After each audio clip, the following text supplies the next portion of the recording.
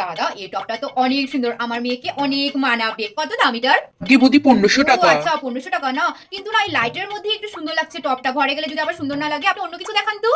হ্যাঁ এটা অনেক সুন্দর, এটা মানাবে আমার মেয়েকে আরো বেশি। এটার দাম কত? বৌদি 1200 টাকা। ও 1200 টাকা না। আচ্ছা আপনি একটা কাম করুন, এটা আপনি একটু সাইডে রাখুন না। আসলে না আমি এখন সবজির দোকানে যাব, আর নতুন ড্রেসে যদি সবজির কোনো দাগ লেগে যায় নষ্ট হয়ে যাবে না। আর আপনি তো দোকান কয়টা পর্যন্ত খোলা থাকে? আগে রাত 8টা। ও ঠিক আছে, আমি তাহলে কি 7টার মধ্যে এসে এই ড্রেসটা নিয়ে যাবো। আপনি যদি সাইডে রেখে দেন, ঠিক আছে আমি সবজিটা কিনেই আসছি, আপনি রাখুন। দাদা শাড়িটা তো আমার অনেক পছন্দ হয়েছে, দাম কত? বৌদি 2500 টাকা। ও 2500 টাকা বুঝি, তাহলে তো আমার স্বামীকে জিগাতে হয় দাদা।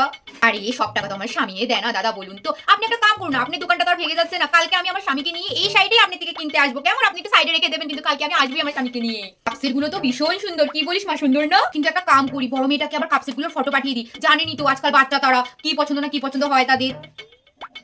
ওই যে আমার বাচ্চার পছন্দ হয়নি, ঠিক আছে অন্যদিন নিজে বড় মেয়েকে নিয়ে আসবো, কিনে নিয়ে যাবো। আপনি তো দোকান থেকেই কিনবো কিন্তু। চল মা। মা তুমি দোকানদারকে কেন ডাইরেক্ট না বলো না, এভাবে বাহানা করে বেরিয়ে আসো যে একদম ভালো দেখায় না, আমার ডাইরেক্ট তো না বলতে পারো। আরে কারো দোকানে গেলে কি ডাইরেক্ট কি বলা যায় নাকি যে তাদের দোকানের জিনিস পছন্দ হচ্ছে না বা বেশি দাম আমাদের দামে কুলাচ্ছে না? তাই আমরা দেশি মানুষ ভাই, আমরা এভাবেই কথা বলি। তুই বেশি কথা বলিস না তো, চল চল।